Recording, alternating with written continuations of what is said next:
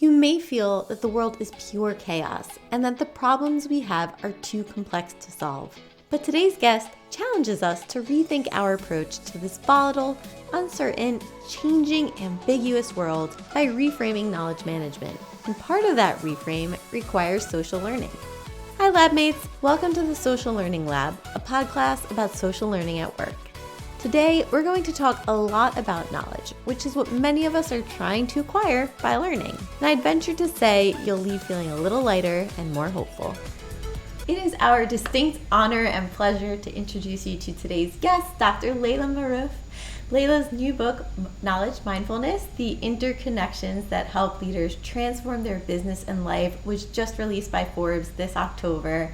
And I have to say, it's such a refreshingly human take on the ways of rethinking knowledge management and knowledge sharing, and I can't wait to talk more about it.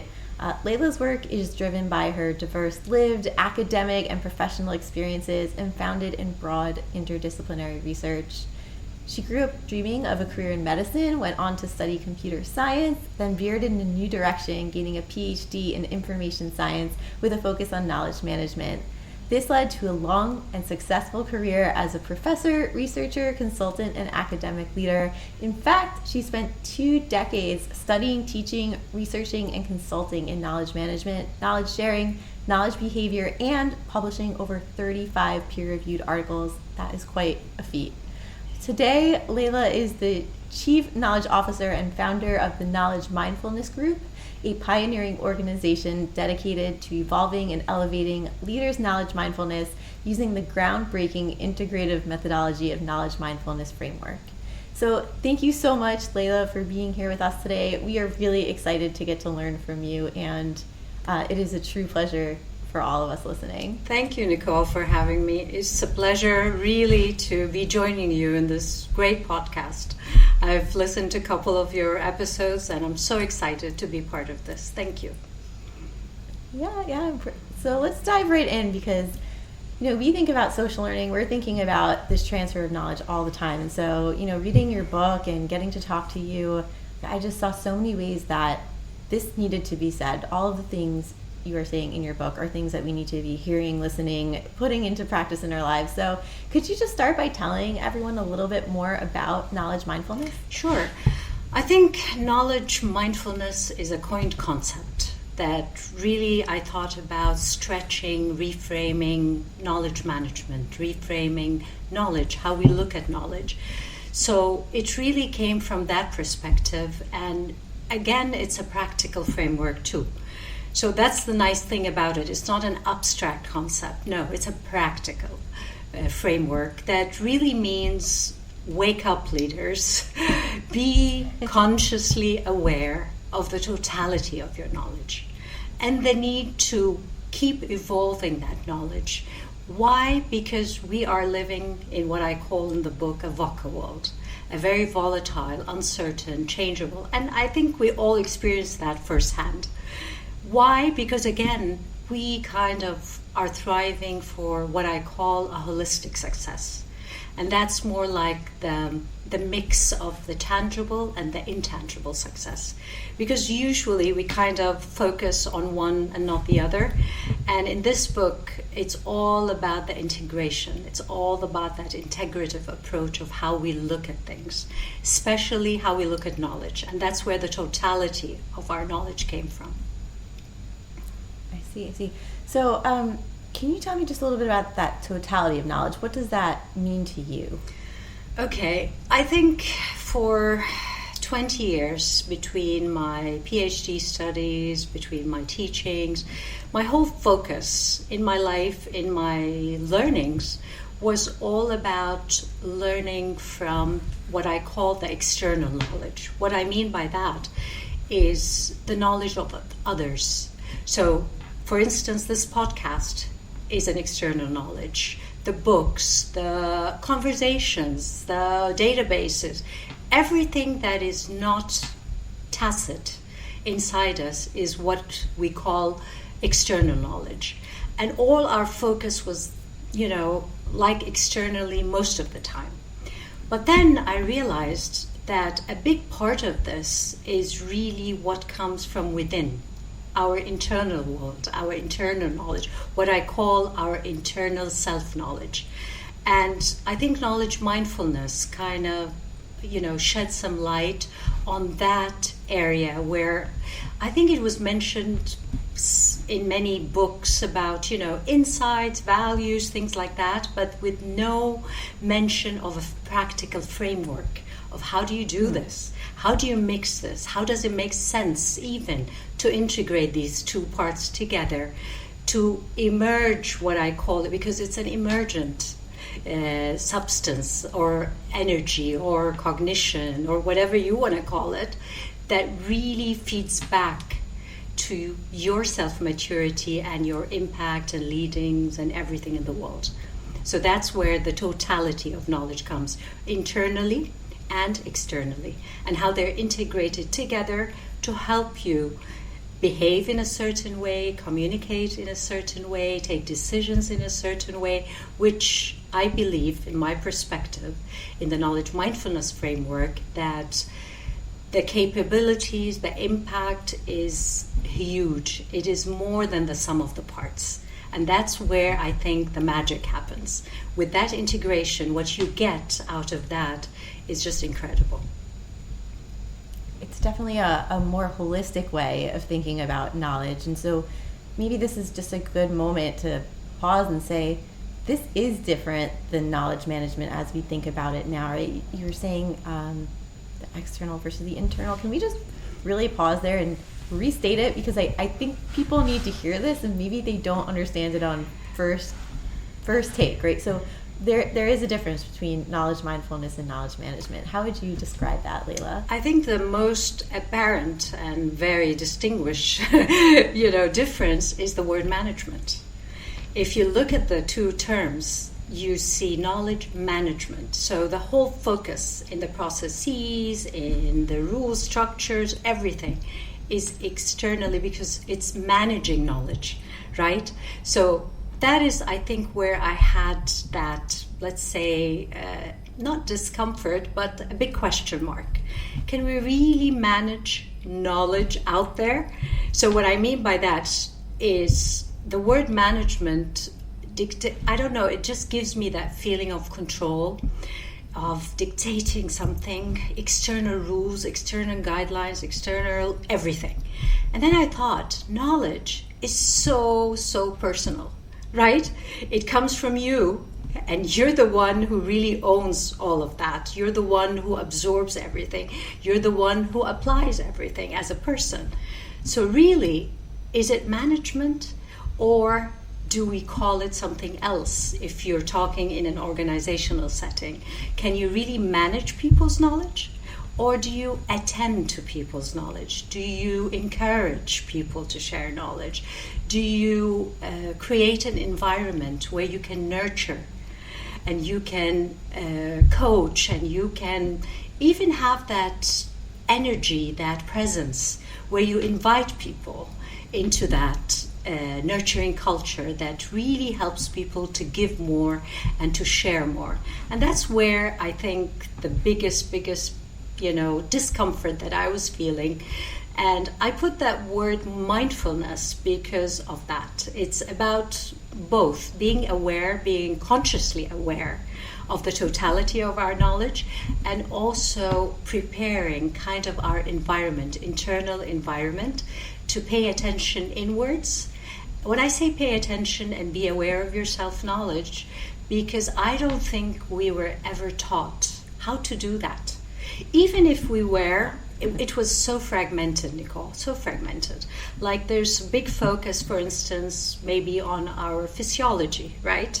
So everyone talks about health, well-being, but when they say that, they're talking either about your physical well-being, and then they shift it to your mental well-being, right? So they talk about your psychology, the space where you need to meditate, you need to calm down. But what I saw, there's also a big part where in the book I talk about the parapsychology. And that's where the core human values, that foundation, that anchor, that we never really kind of paid attention so much, to when we talked about mindfulness, when we talk about going in, when we talk about knowing about ourselves. So I thought that this is a very important pieces that needs to be put together in a way that can help you kind of see the whole, but see also the parts that, make that whole. So that's where that holistic kind of approach to knowledge mindfulness came from. So the main, I think, difference is that I think I attend to knowledge, like I said, in terms of leading and not managing. And there's a big difference between leading and managing.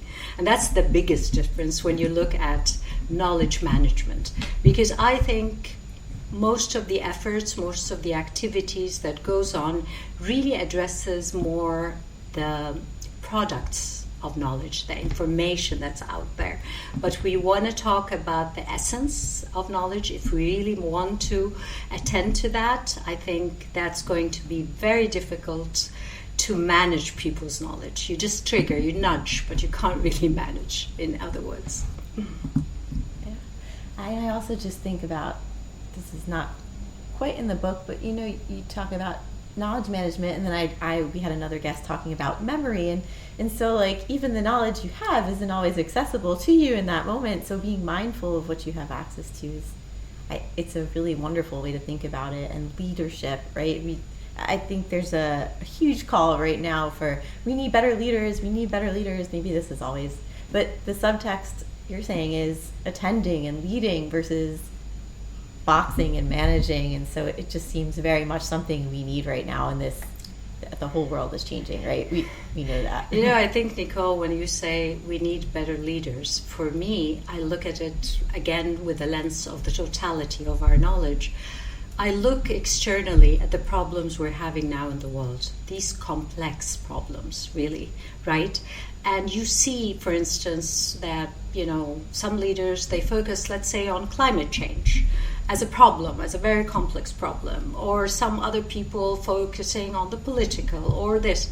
What I see is what is really the common denominator. How do you connect between all that? And what I see is exactly what you said. We have a problem, a crisis in leadership. But what I see from the knowledge lens is we have a problem in the knowledge maturity of leaders. And what I mean by that is the quality of their knowledge. What we also mean by that is the complexity of their understanding, how the breadth and depth of their understanding. Why I think there's a problem, because the problems we're seeing is just becoming worse and worse in the world. And I think because they're so complex, and if you're trying to solve these problems with the mindset and the knowledge maturity of before, which doesn't work anymore, that's why we're stuck. We're just stuck. And that's why we talk about lack of leadership, but what we're really, really talking about is lack of higher knowledge maturity, in my opinion.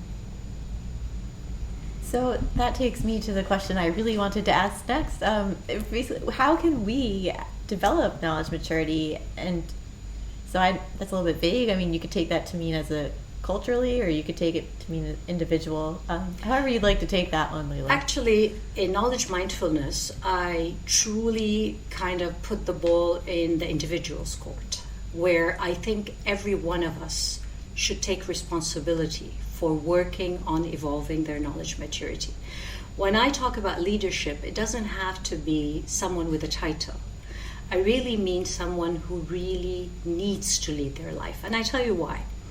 Because we live in kind of a transitional period in the world right now where whatever we used to do is not working. And we're not there yet. So we are in this transitional period where every one of us needs to take responsibility in working on his own knowledge maturity? How does he evolve his knowledge maturity? And that is going to help not individuals only. It's going to help individuals. It's going to help the organization, the ecosystem, the community, the society. Till we are there somehow, till we have that blue book that is working, which we don't.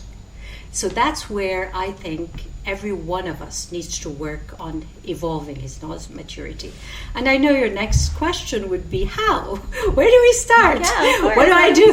And today's Monday, so what do we do on a Monday? That's what we always say, right? Absolutely. So it really starts very simple.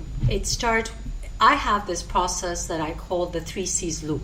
And I'll tell you why I did it this way even. So the 3 C's loop starts with learning or creating for the purpose of, or the learning is for the purpose of creating. So we've always knew the importance of learning, and we learn to generate knowledge, right? But for many, many years, we went to schools, universities, with the purpose of equipping ourselves with the skills that will help us in our first job, to find our first job in many ways, right? But now the purpose, the why of learning needs to change. So the learning now should be for creativity, to come up with solutions, to come up with products, services that are not there right now. And that's the whole thing, because we are in a VUCA world, right? So we don't have answers. There are things that are changing. There are so many things that are different. So what do? We need to have the competencies to come up with creative ideas, to come up with creative services, some things that, they're not out there. But that's the difference in the knowledge mindfulness framework. I say create, yet keep renewing. That's C1. C2, connect, yet keep disconnecting. C3, capitalize, yet keep acting. And these 3 go together. They're connected. And this is where the knowledge flow really, really, really eases, like a river, in a way, to flourish you as an individual, the organization, and your impact out there. But again, why? You're going to ask me, why did you do it this way? And I think because the realization that the complexity of today's world needs a more complex way of understanding the world. And to do that, we need to see the opposites as a whole. And that was the problem, I think, in science, in our learnings for a long, long time. What happens is we always focus on one thing and not the other.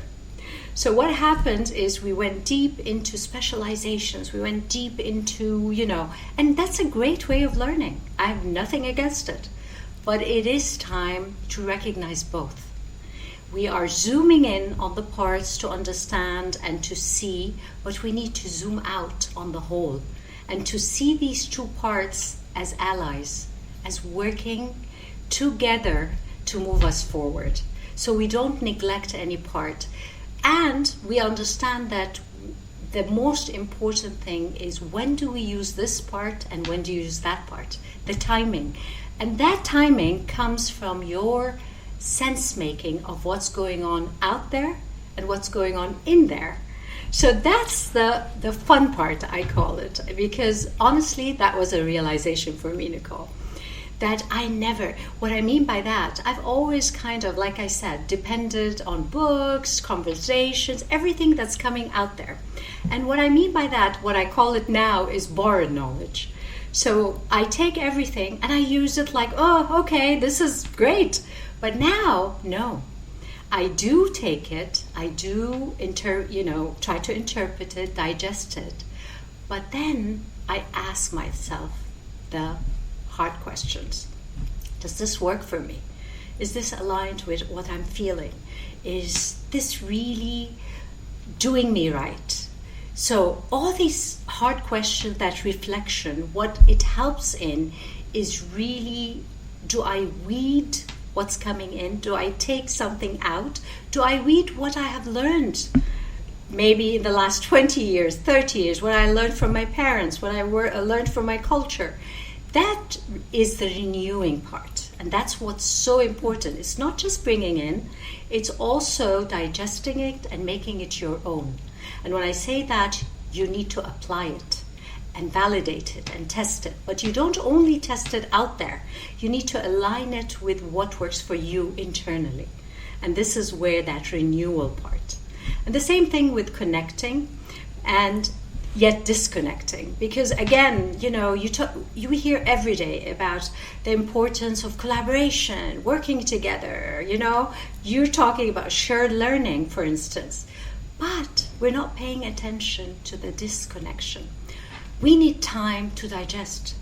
We need time. It's like food, Nicole. You're eating, okay, together, and then there's no break. When do you digest? And when I say digestion, it's all about taking the nutrition out of that, taking what really suits you, what's going to give you that energy to act in a certain way, to behave, to communicate, to have an impact, take a great decision. And the whole nice part of this is what I call the holistic success. Again, all our lives, success is all about tangibles. And I'm talking about myself even. I kind of, started as a professor ticking boxes. Oh yes, I want to be an associate professor in 4 years. I'm going to, publish. I'm going to work hard and, just ticking boxes. Yes, I became an associate professor. Work on your full professorship and so on. You get the title, you get the position, but there's something out there that is still a void. And this is what knowledge mindfulness is trying to wrap on.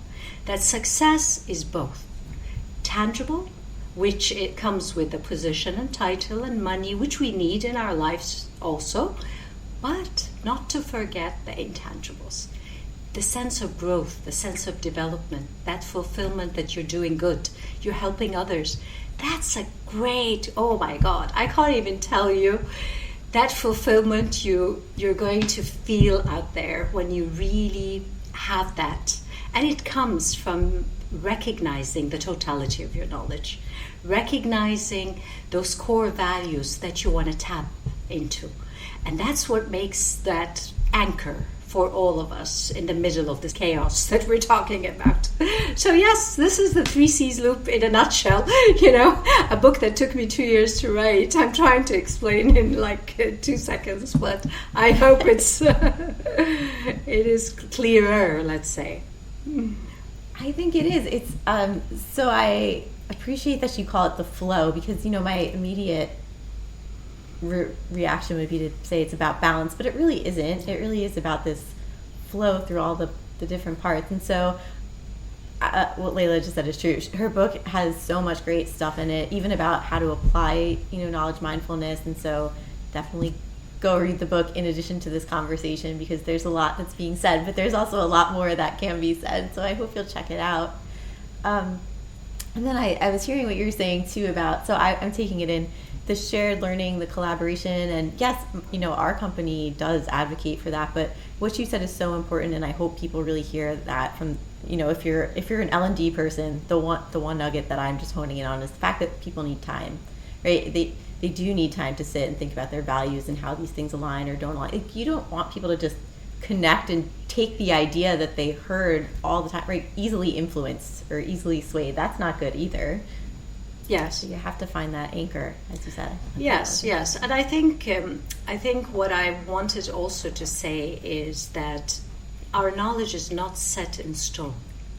And that's the big part that we were never taught. So what I mean by that is there is a big part in our learnings that needs to be reconfigured all the time. And that's the part that keeps changing. And that's why in the book I talk about knowledge as a living system. I look at knowledge as a living system because if you do look at knowledge as a living system, you realize something. It needs to grow. It's an open system that takes in and gives back. So that's where the loop also happens. That's where we miss always that it's a one-way street. It's not. That loop is so important because knowledge needs to grow, needs to refresh. It's more like a river than a pond that's stagnant. So if you think about it that way, you will see that a big part of our learnings, this is where it needs to adapt with the changes that's going on in the world. And this is where the interplay happens between the internal, the self-knowledge, and what's going on in the context out there. And this is where the easiness of adaptation comes for some people and some people not. Why? Because it's so hard for them. They never how many times we hear, oh, this is the way I am. Or, oh, this is how, and this is how we've always done it. Yes, and it worked for us. Why should I change? And this is where we are missing the big point. Sometimes that's why even in the third C, I say, capitalize, yet keep acting. And what do I mean by that? Capitalize means when you gain all that knowledge, when you are working on evolving your knowledge maturity, you don't keep it. You put it out there. You capitalize, create value out of it, not only for you. And that's the big difference. You create value for you, for others, and taking in consideration the consequences of your decisions. And that's where we kind of miss the point. It takes us out of that individual self-centered look to something that is more expanded. Because again, when you zoom out, you will humbly realize that you are just part of a bigger network. And that is the really great learnings that I have. To be honest, I have learned so much from this book. Personally, I've learned so much. So thinking about knowledge as a living system in that way just helped me so much. I question now everything that's going on in my life. For instance, if, let's say, I get into an argument with someone, before I would react, oh, why is she this, why is he that? Now, it's not like that at all. It's like, I don't know how to explain it. I'm so calm, I'm so composed, because now, for me, conflict is cyclical. It's not pointing fingers. There's no cause and effect. It's not, oh, me or her started. No. It's cyclical because it does not matter who started it. It's a cyclical effect for both parties. And this is what's so interesting about this. Because with self-knowledge comes a lot about this identifying yourself with humanity, not with a position or a title. I have left the university with the title of a full professor, Nicole, and I opted out because I just feel that the title does not give me the value. It's the opposite. You give the position the value. You give everywhere you go the value. And when you have kind of that detachment with that tangible title, position, it makes it so easy to identify with people as human beings. You kind of connect with your heart, with your soul, and that makes so much that we feeling that we really need out there right now. And that's what also knowledge mindfulness advocates for, is really kind of looking at yourself as a human being, look at others as human beings, and taking that kindness, care, all those universal human values to connect with the other. And that's where the knowledge sharing becomes wow, because the bandwidth kind of gets so wide, where what you're sharing is not only just on the surface of, I'm sharing with you something I know right now, it's just a piece of information. No, I'm sharing something so much more valuable to me, because knowledge is so intertwined with my emotions, with my values. So knowledge is part of me. It's part of who you are, right? So when you share it with full-heartedly, means we kind of connected as human beings. And that's what you want to see in organizations. You want to see that kind of flow of knowledge we're talking about. right? Not on the surface level, which is why I'm saying not on the surface, because that's short-lived. It's going to be disconnected very quickly. And the aim in knowledge mindfulness is always to think also of the long-term consequence, long-term effect, long-term success, and not only short-term. And this is what we aim for, short-term and long-term. That sounds like it would solve a lot of the problems we have in our world today, right? Yes, but nobody's paying attention to go inwards, Nicole. That's the problem, right? I would agree. It's also much easier to do things in the short term because you get the instant gratification. It's short-lived. It's very... Yeah, it's short-lived. That's the thing. And I think the problem in today's world, what I see is there's a lot of distractions around. And that's where the problem happens. But knowledge mindfulness, in a way, when it advocates for self-knowledge, it's also advocating for your intention. And that purpose, that intention, that creativity works like magnet, even to help you focus on the right things out there. Because there's so much noise. Everyone is trying to grab your attention, right? So what do? Again, take responsibility. And not sit there passively and say, what can I do? There's a lot of people, let's say they'll bunch on Netflix for I don't know how many hours. I was one of them for a while, by the way. I would, I don't know what, you could do this. It's all distractions. At the end, you think, really, did this really give me what I needed? And that's the big question. These are the big questions we need to probe. We need to really get into ourselves, because that's what's going to make you fulfilled. That's what's going to make you happy long term, not the short, like we said, it's that short satisfaction that we have all the time. To me, it's a very hopeful and wonderful message, I think, that we can be responsible. We can be more connected, and we can do something about it, right? It's a beautiful message, I think.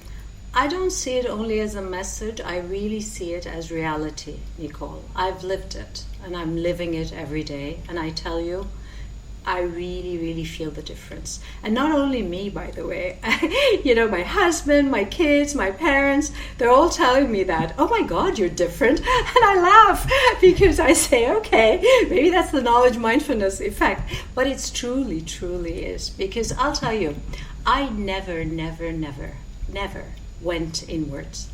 I don't know why. Again, maybe some of the psychological baggages we kind of take into this world. Nobody taught us how to look into that. Again, it's taking control. You're being responsible of whatever you're feeling. Why am I reacting this way? Why am I snapping? What made me angry today? So instead of always pointing to the other, I'm taking responsibility and asking myself first, why did I react that way? Not why did he say that, or and I think that's the difference. Starting with yourself and starting with asking yourself the questions of why this and why that, and really digging deep would really, I don't know, but it kind of shifts your, not perspective, but it's like you have now a double lens. Inward and outward. And that double lens is not only that it's double lens, it's also not tainted as much. Because, with our psychological baggage, when I say that, what I mean is a lot of those learnings, traumas, whatever happened in our lives, in a way, it taints our view of the world. So I always, think about it like a metaphorically, is like I'm wearing my glasses, and there's the shaded tinted color that's coming, let's say, out of a breath or out of whatever. Think about it, whatever. But it's making me see the world a bit yellowish. It's not so clear. And I think this is reality. I think this is the world, but it's not. With time you realize, oh my God, I need to clean this. And when I say clean, that's the self-knowledge. That's where, when you surface that, when you kind of connect with your core values, you see clearer. You really see the world in a different way. I always read about, being non-judgmental or being objective. As much as we'd love to do that, but we can't do that to the extent that they're talking. It's like a scientist who works in a lab and he wants to kind of, we're going to focus on this variable alone and this, like there's nothing else around. But that's not life. Life is not a lab. And we know because it's so complex, and we need to understand that whatever we view the world, whatever our story is, it's just part of the whole picture. We are part only of this whole picture. That's why the interconnections and understanding the importance of the interconnections between us as human beings and this earth we're living on. The more we understand the strength of us being together in this world, the more we can have, it's like a scenaric view, like you have the whole picture much clearer together because the pieces are put together. I see it that way, and I see the relationships between us human beings on this earth really enhanced if our understandings enhance. And this is where knowledge mindfulness comes into place.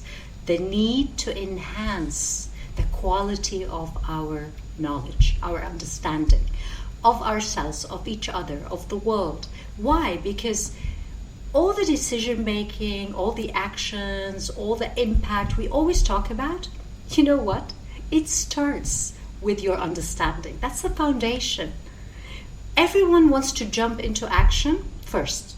And that's where the problem happens, because you jump into action with that much of understanding, what will you get, right?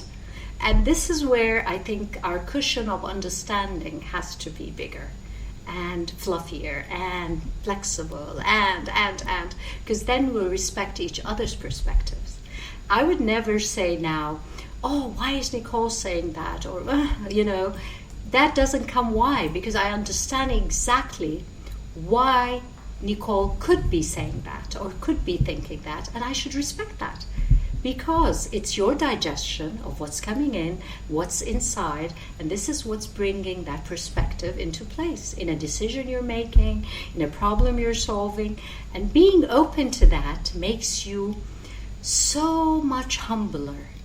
As much as you know, you will understand you don't know the whole picture, because the whole picture not one person owns it.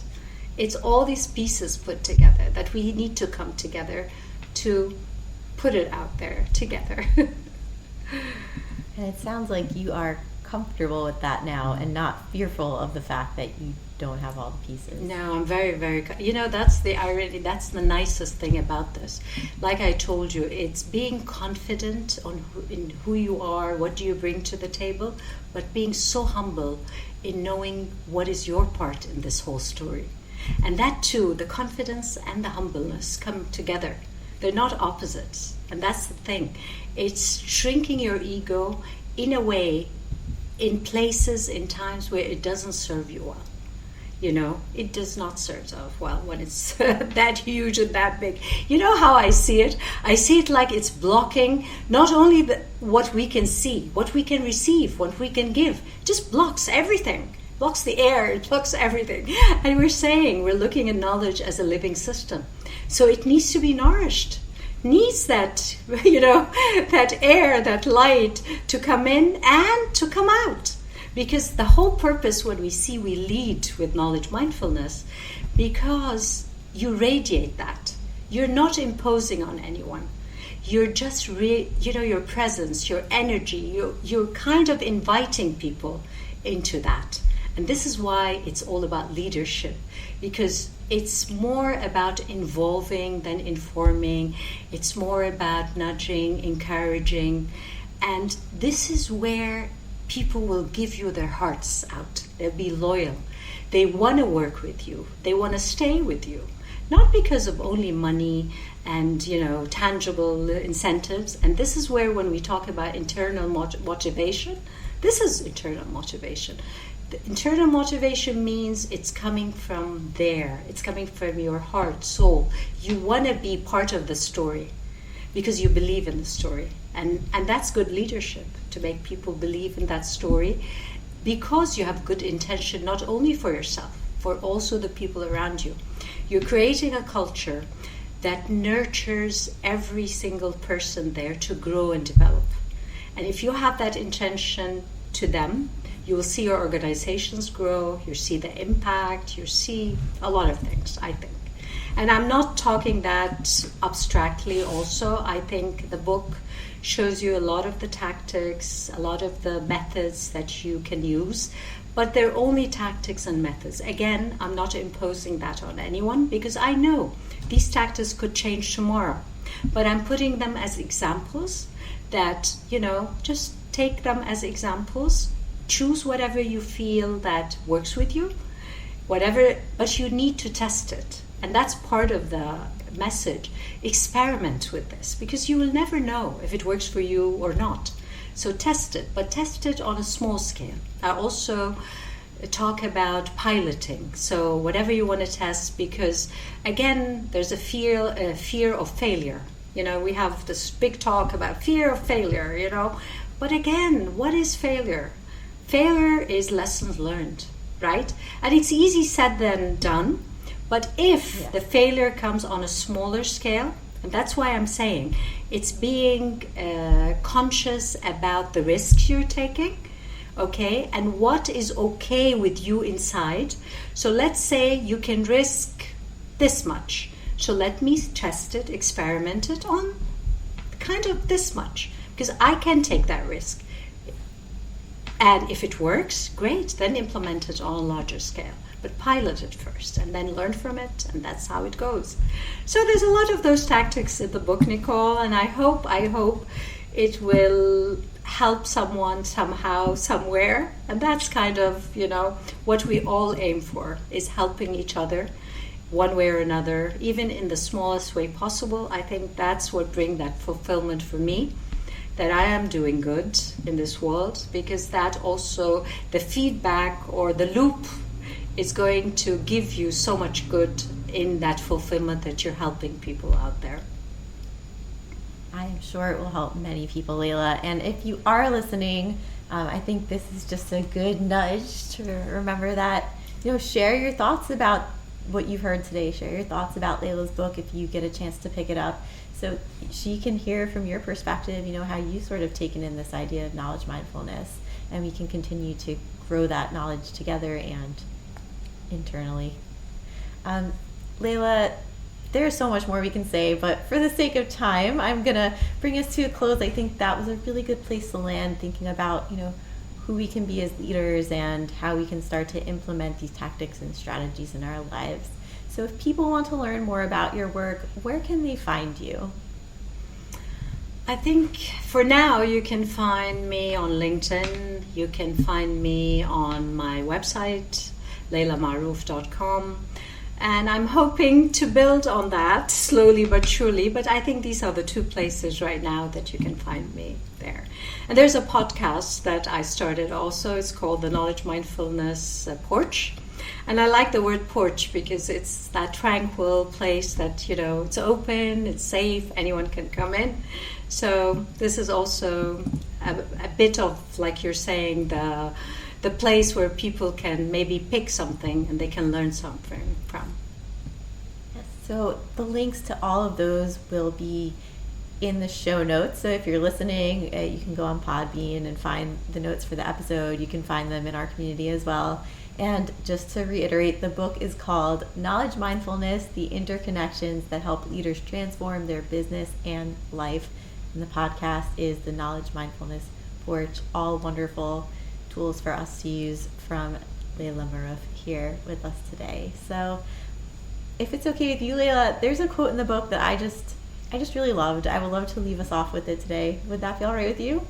Of course. Okay. So in Knowledge Mindfulness, Laila writes, knowledge mindfulness isn't just about getting to the pinnacle faster Rather, it's about making sure you're climbing the right mountain and that you aren't climbing alone. It's by coming together that we will survive and thrive, reaching the heights to which we aspire and still knowing who we are and what matters when we reach the top. So I'm hoping that for all of us.